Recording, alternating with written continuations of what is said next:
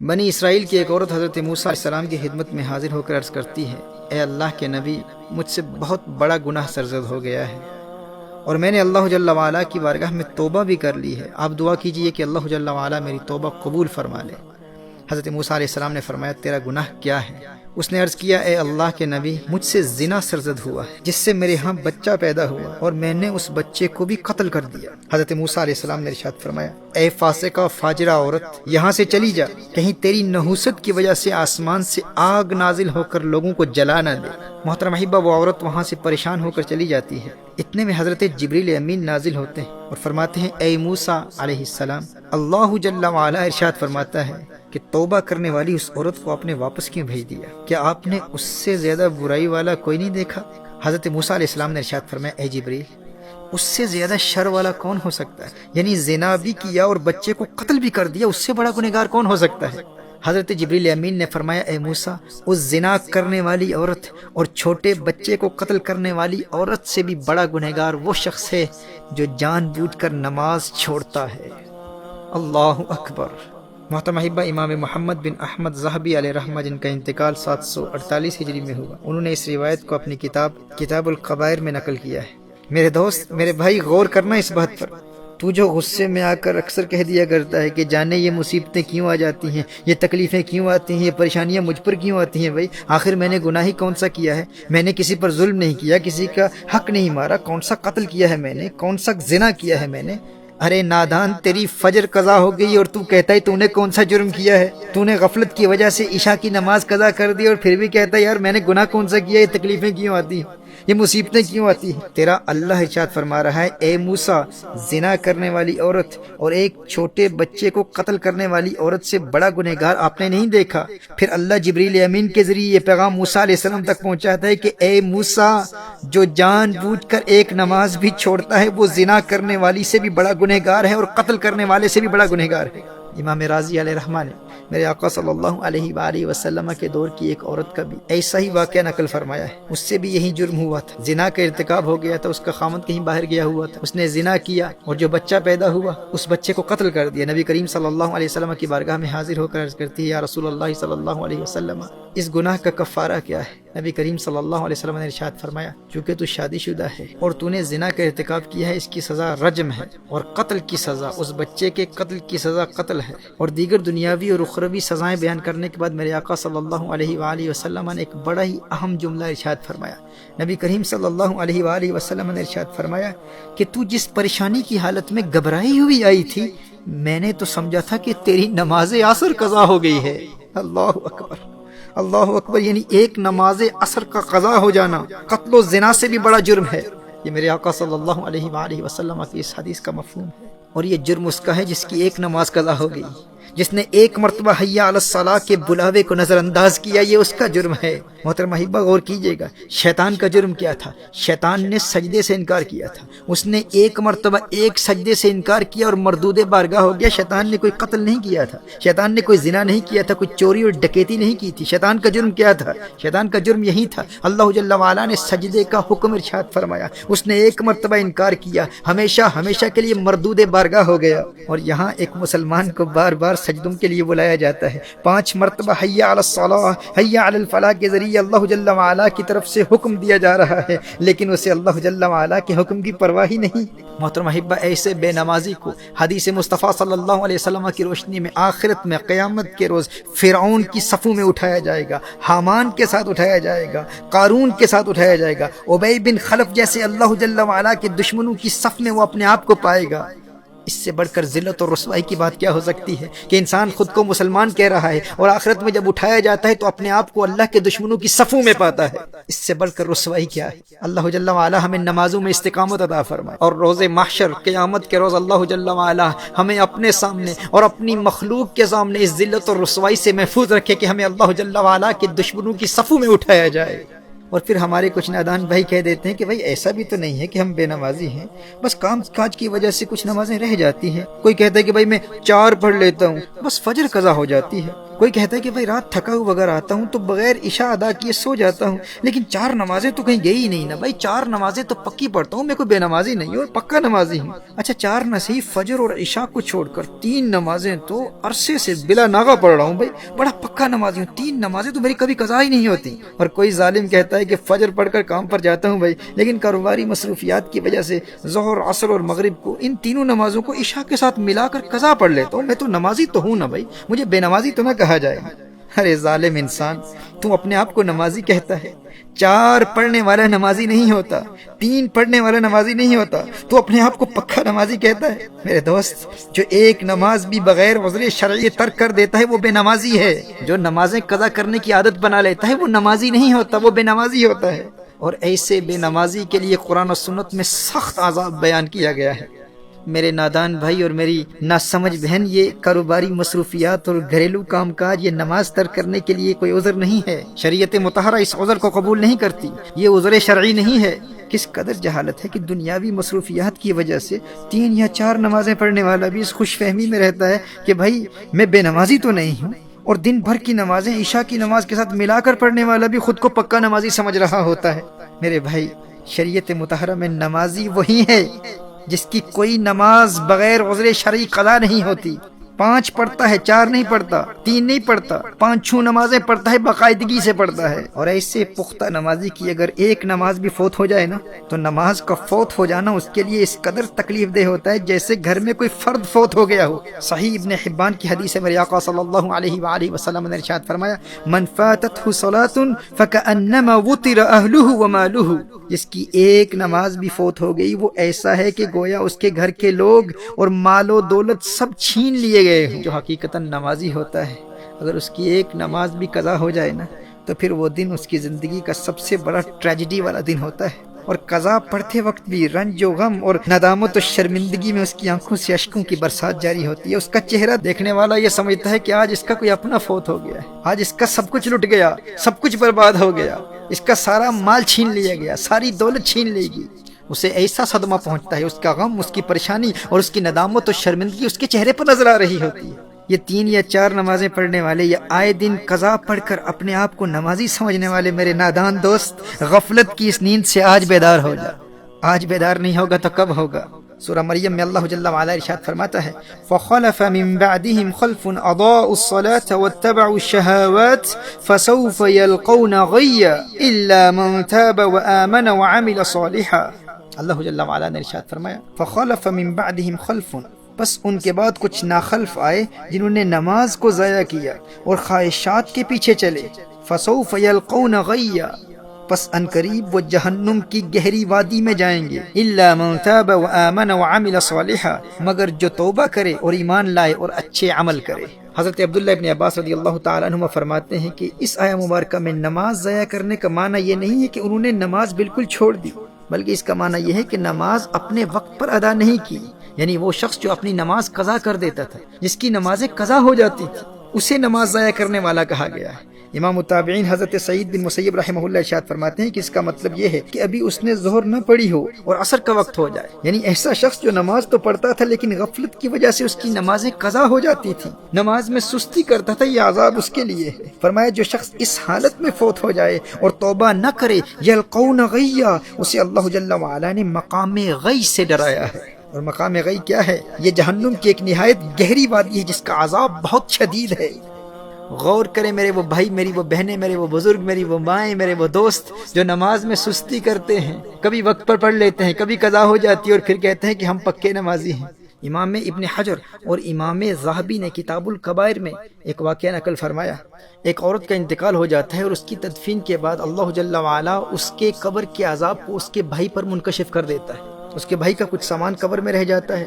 تدفین کے بعد جب وہ گھر جاتا ہے اور اپنا سامان تلاش کرتا ہے تو پھر اسے یاد آتی ہے کہ بہن کی تدفین کے وقت اس کا وہ سامان قبر میں گر گیا تھا۔ جب واپس قبرستان جاتا ہے، قبر کھودتا ہے تو دیکھتا ہے کہ اس کی بہن کی قبر آگ کے شعلوں سے بھری ہوئی ہے۔ وہ روتے ہوئے واپس گھر آتا ہے اور اپنی ماں سے اپنے مشاہدے کا حال بیان کرتا ہے۔ ماں کو بتاتا ہے کہ میں نے کیا دیکھا، اور ماں سے پوچھتا ہے کہ میری بہن کے اعمال کیا تھے۔ تو ماں نے اس کی بہن کا ایک ہی گناہ بیان کیا۔ ماں نے کہا بیٹے تیری بہن نماز میں سستی کرتی تھی اور قضا پڑھتی تھی، قضا پڑھتی تھی۔ محترم احبہ، اہل علم نے اس روایت پر کلام کرتے ہوئے کہا ہے کہ جو شخص عام طور پر نماز پڑھتا ہو لیکن سستی کی وجہ سے نماز قضا ہو جاتی ہو، یہ اس کا عذاب ہے کہ قضا پڑھنے والے کی قبر اگر آگ کے شعلوں سے بھر جاتی ہے تو بتاؤ جو بالکل نماز پڑھتا ہی نہیں اس کے عذاب کا عالم کیا ہوگا، اس کا عذاب کس قدر دردناک ہوگا۔ میرے دوستو، جو ایک نماز بھی بغیر عذر شرعی کے قضا کرتا ہے اس کا جرم زانی سے بڑا ہے، قتل کرنے والے سے بڑا ہے، چوری سے بڑا ہے، ڈکیتی سے بڑا ہے، رشوت سے بڑا ہے۔ جو نماز میں سستی کرتا ہے، اپنے وقت پر ادا نہیں کرتا، قرآن کریم کی اس آیہ مبارکہ کی روشنی میں یلقون غیا، جو نماز میں سستی کرتا ہے، نماز اپنے وقت پر ادا نہیں کرتا، اسے جہنم کی گہری وادی جس کا نام غی ہے اس میں عذاب دیا جائے گا۔ تو جو نماز پڑھتا ہی نہیں اس کا عذاب کس قدر دردناک ہوگا۔ میری آج کی یہ گفتگو اس کے متعلق نہیں ہے جو نماز بالکل پڑھتا ہی نہیں ہے، یہ اس کے لیے ہے جو نماز میں سستی کرتا ہے، قضا کرتا ہے۔ آج جتنی روایات پیش کر رہا ہوں یہ اسی حوالے سے پیش کر رہا ہوں، لیکن اس سے ان لوگوں تک بھی پیغام پہنچنا چاہیے جو بالکل نماز پڑھتے ہی نہیں۔ محترم احبہ، نماز کسی حال میں معاف نہیں، بیماری کی حالت میں بھی نماز فرض ہے۔ کھڑے ہو کر نہیں پڑھ سکتے تو بیٹھ کر پڑھیں، بیٹھ کر نہیں پڑھ سکتے تو لیٹ کر پڑھیں، پانی نہیں ہے تو تیمم کر لیں۔ نماز تو میدان جنگ میں بھی معاف نہیں ہے۔ محترم احبہ، نماز چھوڑنا تو بہت بڑی بات ہے، تارک الصلاۃ ہونا تو کجا۔ ہمارے اسلاف تو اس تصور سے بھی ڈرتے تھے کہ کہیں نماز میں سستی کرنے والوں میں ان کا نام نہ لکھا جائے یا نماز ضائع کرنے والوں میں ان کا شمار نہ ہو جائے۔ حضرت عبداللہ ابن عباس رضی اللہ تعالیٰ عنہما کی آنکھ میں پانی اتر آیا۔ لوگوں نے عرض کیا کہ اس کا علاج تو ہو سکتا ہے لیکن چند نمازیں قضا ہو جائیں گی۔ آپ نے فرمایا یہ نہیں ہو سکتا، میں نے نبی کریم صلی اللہ علیہ وآلہ وسلم سے سنا ہے کہ جو شخص نماز نہ پڑھے وہ اللہ جل وعلا کے یہاں ایسی حالت میں حاضر ہوگا کہ اللہ جل وعلا اس سے ناراض ہوگا۔ اللہ اکبر! کہا کہیں میرا اللہ ناراض نہ ہو جائے۔ حدیث شریف میں آتا ہے نا کہ من لقی اللہ وہو مودع للصلاۃ، جو اللہ جل وعلا سے یوں ملاقات کرے کہ وہ نماز کو ضائع کرنے والا ہو تو اللہ جل وعلا اس کی کسی نیکی کی پرواہ نہیں کرتا۔ وہ خود کو نیکوکار سمجھے گا کہ میری اور تو بہت نیکیاں ہیں، ٹھیک ہے میری نماز قضا ہو گئی تھی لیکن میں نیک تو ہوں، میں صدقات دیتا ہوں، میں نے مسجدیں بنائی ہیں، میں خدمت خلق بجا لاتا ہوں، میرے اخلاق اچھے ہیں، یعنی اس کی اور بے شمار نیکیاں ہوں گی۔ وہ روزے دار بھی ہوگا، اس نے حج بھی کیا ہوا ہوگا، وہ خدمت خلق بھی بجا لاتا ہوگا، صدقات بھی دیتا ہوگا۔ وہ کہے گا کہ میری اور بے شمار نیکیاں ہیں، میں ایک اچھا انسان ہوں، کبھی کسی پر ظلم نہیں کیا، میں نے کبھی کسی کو مارا نہیں ہے، میں نے کسی کو کوئی تکلیف نہیں پہنچائی۔ کہا کہ اگر وہ تارک الصلاۃ ہے، اگر اس کی نمازیں ضائع ہو جاتی ہیں، اگر وہ نمازیں قضا کرتا ہے تو اللہ جل وعلا کو قیامت کے روز اس کی کسی اور نیکی کی پرواہ نہیں ہوگی۔ یہ حضور اکرم صلی اللہ علیہ وسلم کی حدیث ہے۔ اور ایک حدیث شریف میں آتا ہے من ترک الصلاۃ لقی اللہ وہو علیہ غضبان۔ اللہ اکبر! کہا کہ جس نے نماز ترک کی قیامت کے روز وہ اللہ جل وعلا سے اس حال میں ملے گا کہ اللہ اس سے ناراض ہوگا اور اس سے اللہ کے غضب کا سامنا کرنا پڑے گا۔ محترم احبہ، نبی کریم صلی اللہ علیہ وآلہ وسلم نے ارشاد فرمایا کہ قیامت کے روز بندے سے سب سے پہلے اس کی نماز کے متعلق سوال ہوگا، اس سے پوچھا جائے گا نماز پڑھتا تھا کہ نہیں۔ اور ایک روایت میں ہے کہ وہ قیامت کے دن اس طرح آئے گا کہ اس کے چہرے پر 3 سطروں میں لکھا ہوگا۔ پہلی سطر میں لکھا ہوگا اے اللہ کے حق کو ضائع کرنے والے، اور دوسری سطر میں لکھا ہوگا اے اللہ کے غضب کے ساتھ مخصوص، اور تیسری سطر میں لکھا ہوگا کہ جس طرح تو نے دنیا میں اللہ کے حق کو ضائع کیا اسی طرح آج تو اللہ کی رحمت سے مایوس ہوگا، آج تو اللہ کی رحمت سے مایوس ہوگا۔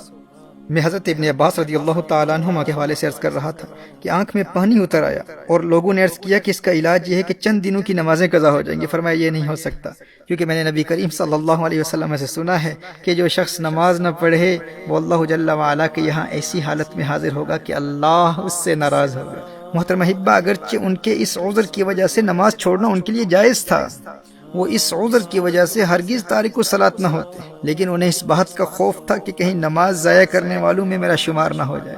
اور ایک روایت میں تو آیا ہے کہ انہیں کہا گیا کہ آپ کی نمازیں قضا نہیں ہوں گی، بس 5 دن زمین کے بجائے بلند لکڑی پر سجدہ کرنا ہوگا، یعنی زمین پر سجدہ نہیں کر پائیں گے، سجدہ کریں گے لیکن بلند لکڑی پر سجدہ کرنا ہوگا۔ تو حضرت عبداللہ ابن عباس رضی اللہ تعالیٰ عنہما نے ارشاد فرمایا 1 رکعت بھی اس طرح ادا نہیں کروں گا۔ میرے دوست، جسے سجدے کی لذت مل جائے وہ کہتا ہے کہ بھائی بینائی جاتی ہے تو جاتی رہے، لیکن ایک سجدے کی لذت سے جو روشنی اور بینائی دل کی آنکھ کو ملتی ہے اس کا مقابلہ و موازنہ ماتھے کی آنکھ کی روشنی سے کہاں کیا جا سکتا ہے۔ وہ ایک سجدہ جسے تو گراں سمجھتا ہے 1000 سجدوں سے دیتا ہے آدمی کو نجات۔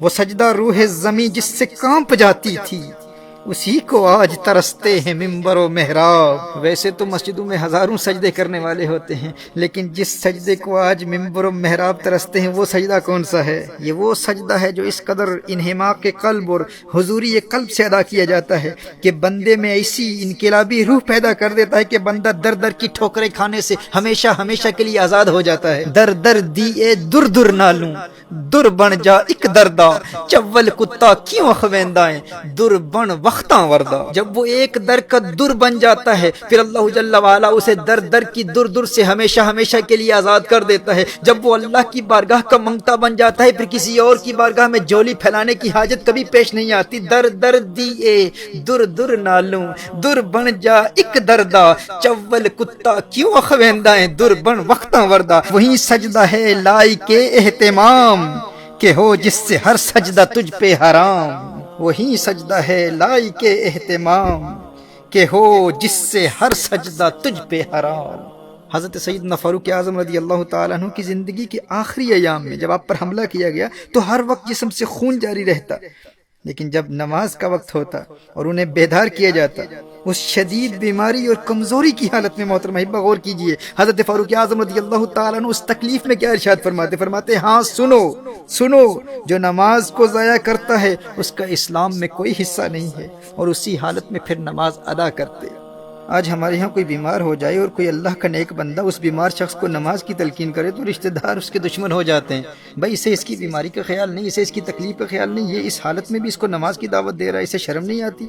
وہ بے شرم و شرم تم کرو۔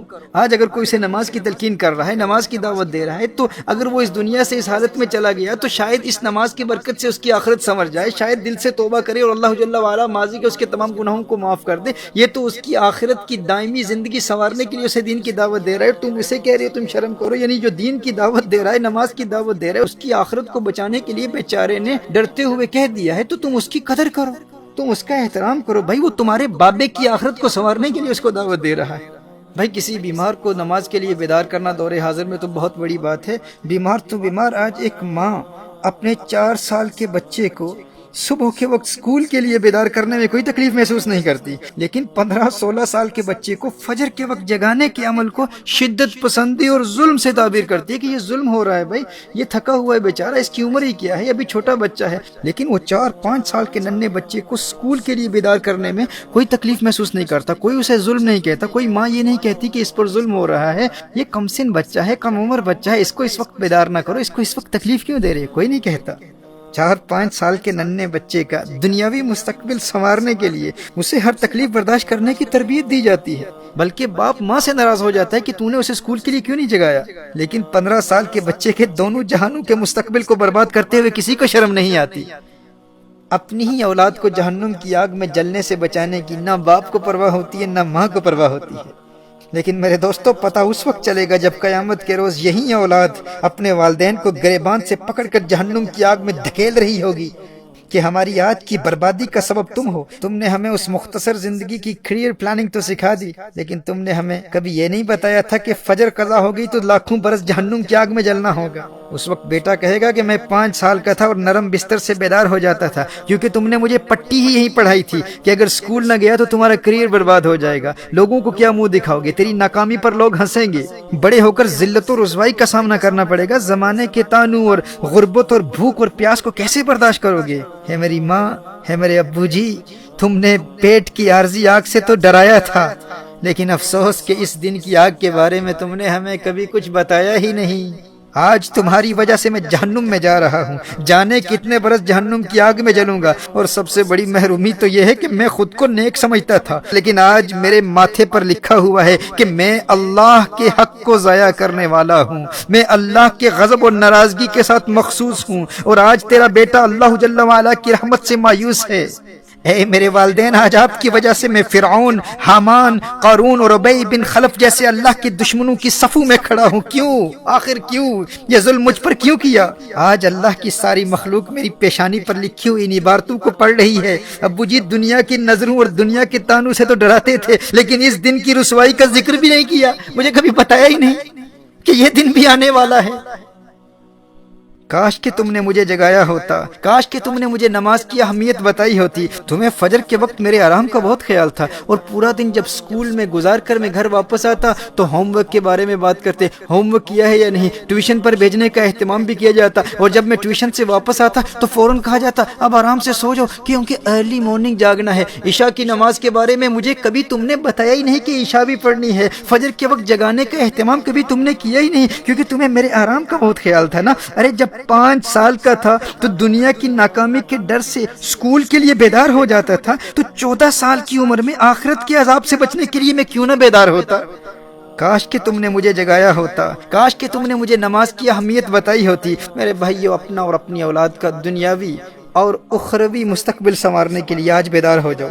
مرنے کے بعد تو سب بیدار ہو ہی جاتے ہیں، اس وقت تو سب کو سمجھ آ جاتی ہے، لیکن سمجھدار وہی ہے جو دنیا میں سمجھ جائے، کیونکہ وہاں تو سب سمجھ جائیں گے اور وہاں سمجھنے کا کوئی فائدہ نہیں۔ حقیقی سمجھدار وہی ہے جو اس دنیا میں سمجھ جائے۔ Everyone will understand in the hereafter, but that understanding will be useless. It will not benefit anyone. A wise man is the one who understands in this dunya. A wise man is the one who wakes up from the sleep of unconsciousness, from the sleep of negligence in this dunya, in this worldly life. آج ہم باتیں تو بہت کرتے ہیں اولاد کے مستقبل کے بارے میں، کریئر پلاننگ کے بارے میں، اپنے اہداف کو کیسے مقرر کرنا ہے، اپنے گولز کو کیسے مقرر کرنا ہے، سیلف ایکچولائزیشن کیا ہے، سیلف ڈسکوری کیا ہے، ڈٹرمنیشن کیا ہے، کنوکشن کیا ہے، time management, risk management, fear management, ان سب پر ہم سارے باتیں کرتے ہیں، ہم بھی بیانات کرتے ہیں، اس کی اہمیت کو اجاگر کرتے ہیں۔ اور یہ ضروری بھی ہے کہ بھائی اپنی انفرادی زندگی کو بہتر کیسے بنائیں، اپنی عائلی زندگی کو بہتر کیسے بنائیں، اجتماعی زندگی کو بہتر کیسے بنائیں، اور یہاں تک کہ پھر ہم عالم اسلام کے حوالے سے بھی بڑی بڑی باتیں کرتے ہیں کہ آج امت مسلمہ کہاں کھڑی ہے، ہماری زبوں حالی کے اسباب کیا ہیں، آج علم کی کمی ہے اور ٹیکنالوجی میں ہم پیچھے رہ گئے ہیں۔ میرے دوستو، ایک بات میں تمہیں بتا دوں، آج ہماری جتنی تعداد ہے دنیا میں، اتنی تعداد ہماری ماضی میں کبھی نہیں تھی۔ ظاہری اسباب اور دنیاوی قوت کے اعتبار سے آج جتنی طاقت ہمیں حاصل ہے، ماضی میں اتنی طاقت ہمیں کبھی حاصل نہیں تھی۔ لیکن ماضی میں ہم حکومت کرتے تھے، ماضی میں ہم حاکم تھے، آج ہم محکوم کیوں ہیں، آج ہم مظلوم کیوں ہیں؟ آج 1.5 ارب سے زائد عددی قوت رکھنے والی مسلم دنیا تمام تر دنیاوی وسائل رکھنے کے باوجود آج اس قدر قسم پرسی اور پسماندگی اور زبوں حالی کا شکار کیوں ہے؟ آج اسلحے کی قوت بھی ہے، فوجی قوت بھی ہے، آج 56 مسلم ممالک ہیں، ہر طرف مساجد ہی مساجد ہیں، درسگاہیں ہیں، علماء کی کثرت ہے، آج ہم ایٹمی طاقت ہیں، آج سب کچھ ہے، لیکن کیا وجہ ہے کہ وہ افرادی قوت کے اعتبار سے بہت کم ہونے کے باوجود وہ جہاں سے گزر جاتے تھے دشمنوں کے سینوں میں کپ کپی طاری ہو جاتی تھی، اور ہم جہاں سے گزرتے ہیں دنیا ہمیں دیکھ کر ہنستی ہے، ہمارا تمسخر اڑاتی ہے، ہماری تحقیر اور تذلیل کی جاتی ہے۔ آخر اس کی وجہ کیا ہے؟ فرق کیا ہے ہم میں اور ان میں؟ میرے دوستو، فرق صرف یہی ہے کہ وہ تعداد میں کم تھے لیکن ان کے پاس سجدوں کی لذت تھی، سجدوں کی قوت تھی۔ ہم تعداد میں بہت زیادہ ہونے کے باوجود سجدوں کی لذت سے محروم ہیں۔ فرق یہی ہے، ہمارے پاؤں قبر میں ہے لیکن ابھی تک نہ خود عبادت میں استقامت، نہ خود سجدوں کی حقیقی لذت حاصل کر پائے، اور نہ ہی اپنی اولاد کے دلوں میں یہ جذبہ بیدار کر سکے۔ ماضی میں تعداد میں بہت کم تھے لیکن آخر وہ کون سی روحانی قوت تھی جو ہمیں توپوں سے لڑا دیا کرتی تھی؟ تھے ہم ہی ایک تیرے مار کا آراؤں میں، خشکیوں میں کبھی لڑتے کبھی دریاؤں میں، دی آزانے کبھی یورپ کے کلیساؤں میں، کبھی افریقہ کے تپتے ہوئے صحراؤں میں، شان آنکھوں میں نہ جچتی تھی جہاں داروں کی، کلمہ پڑھتے تھے ہم چھاؤں میں تلواروں کی، ہم جو جیتے تھے تو جنگوں کی مصیبت کے لیے اور مرتے تھے تیرے نام کی عظمت کے لیے، تھی نہ کچھ تیغ زنی اپنی حکومت کے لیے، سربقت پھرتے تھے کیا دہر میں دولت کے لیے، ٹل نہ سکتے تھے اگر جنگ میں اڑ جاتے تھے، پاؤں شیروں کے بھی میدان سے اکھڑ جاتے تھے، تجھ سے سرکش ہوا کوئی تو بگڑ جاتے تھے، تیغ کیا ہے ہم توپ سے لڑ جاتے تھے، نقش توحید کا ہر دل پہ بٹھایا ہم نے، زیر خنجر بھی یہ پیغام سنایا ہم نے، صفائے دہر سے باطل کو مٹایا ہم نے، نوع انسانی کو غلامی سے چھڑایا ہم نے، تیرے کعبے کو جبینوں میں بسایا ہم نے، تیرے قرآن کو سینوں سے لگایا ہم نے، بنی اغیار کی اب چاہنے والی دنیا رہ گئی اپنے لیے ایک خیالی دنیا، ہم تو رخصت ہوئے اور انہیں سنبھالی دنیا، پھر نہ کہنا ہوئی توحید سے خالی دنیا، تیری محفل بھی گئی چاہنے والے بھی گئے، شب کی آہیں بھی گئی، صبح کے نالے بھی گئے، دل تجھے دے بھی گئے، اپنا صلہ لے بھی گئے، آ کے بیٹھے بھی نہ تھے اور نکالے بھی گئے، آ کے بیٹھے بھی نہ تھے اور نکالے بھی گئے۔ لطف مرنے میں ہے باقی نہ مزہ جینے میں، کچھ مزہ ہے تو یہی خون جگر پینے میں، کتنے بےتاب ہیں جوہر میرے آئینے میں، کس قدر جلوے تڑپتے ہیں میرے سینے میں، اس گلستان میں مگر دیکھنے والے ہی نہیں، داغ جو سینے میں رکھتے ہوں وہ لالے ہی نہیں، کس کی ہیبت سے صنم سہمے ہوئے رہتے تھے، منہ کے بل گر کے ہو اللہ احد کہتے تھے، آ گیا عین لڑائی میں اگر وقت نماز، آ گیا عین لڑائی میں اگر وقت نماز، قبلہ روحوں کے زمیں بوس ہوئی قوم حجاز، ایک ہی صف میں کھڑے ہو گئے محمود و ایاز، نہ کوئی بندہ رہا نہ کوئی بندہ نواز، بندہ و صاحب و محتاج و غنی ایک ہوئے، تیری سرکار میں پہنچے تو سبھی ایک ہوئے، تیری سرکار میں پہنچے تو سبھی ایک ہوئے، چاک اس بلبل تنہا کی نوا سے دل ہوں، جاگنے والے اسی بانگے درا سے دل ہوں، یعنی پھر زندہ نئے عہد وفا سے دل ہوں، پھر اس بادئے دیرینہ کے پیاسے دل ہوں، عجمی خم ہے تو کیا میں تو حجازی ہے، عجمی خم ہے تو کیا میں تو حجازی ہے، نغمہ ہندی ہے تو کیا لے تو حجازی ہے، نغمہ ہندی ہے تو کیا لے تو حجازی ہے۔ آج پوری دنیا کے مسلمانوں پر جو ظلم و تشدد ہو رہا ہے، ہماری ناکامی کا سبب کیا ہے اور ان کی فتح و کامرانی کا راز کیا تھا؟ وہ تعداد میں کم تھے لیکن پھر بھی دنیا میں چھائے ہوئے تھے۔ آخر کیوں؟ اس لیے کہ انہیں سجدوں کی لذت حاصل تھی۔ وہ 313 تھے لیکن جنگ کے میدان میں سجدے میں گر کر رب کو پکارتے تھے۔ وہ خلا کے کائنات کی بارگاہ میں اپنی جبین نیاز خاک آلود کرنے کی لذت حاصل کرتے تھے، اپنے جسم کے 8 اعضاء کو زمین پر بچھا کر اپنی ناک اور پیشانی کو زمین پر رگڑتے ہوئے انتہائی عاجزی، تذلل، تضرع اور خشوع و خضوع کے ساتھ اپنی کمزوری اور اپنے ادنا ہونے کا اعتراف کرتے ہوئے سبحان ربی الاعلیٰ کے ترانے الاپتے، تمام جہانوں کے رب کی عظمتوں کا اعلان کرتے۔ تو یہ حضوری قلب والا سجدہ ایسے اللہ کے پیاروں کو معرفت حق کی منزلوں تک پہنچا دیا کرتا تھا۔ میرے دوستو، جنہیں سجدوں کی لذت سے روحانی قوت ملتی ہے وہ کبھی سجدہ قضا نہیں ہونے دیتے، اگرچہ وہ میدان جنگ میں ہوں، اور اسی لیے دنیا کی کوئی طاقت انہیں شکست نہیں دے سکتی تھی۔ انہی سجدوں میں وہ اللہ کو پکارتے اور اللہ کی غیبی مدد حالت جنگ میں نازل ہوتی، اور حالت جنگ میں بھی کبھی ان کا سجدہ قضا نہیں ہوتا تھا۔ وہ رب سے سجدے کی حالت میں راز و نیاز کی باتیں کیا کرتے تھے، اور ہم حالت امن میں بھی اپنے آرام دہ بستروں میں غفلت کی نیند سوتے رہتے ہیں، نہ خود بیدار ہوتے ہیں اور نہ اپنی نوجوان نسل کو سجدوں کی لذت سے روشناس کراتے ہیں۔ اگر آج تمام مسلم دنیا سجدے میں گر کر اس رب کو پکارے تو رب کعبہ کی قسم انقلاب آ جائے۔ کم از کم مجھے سننے والے تو آج دل سے پختہ ارادہ کریں کہ آج کے بعد ہماری کوئی نماز قضا نہیں ہوگی، اور نماز کی روحانیت تک رسائی حاصل کریں گے، اور سجدوں کی لذت خود بھی حاصل کریں گے، اور اپنی نوجوان نسل کو بھی عبادت کی لذت سے آشنا کرا کے حقیقی کامیابی کے اسباق پڑھائیں گے۔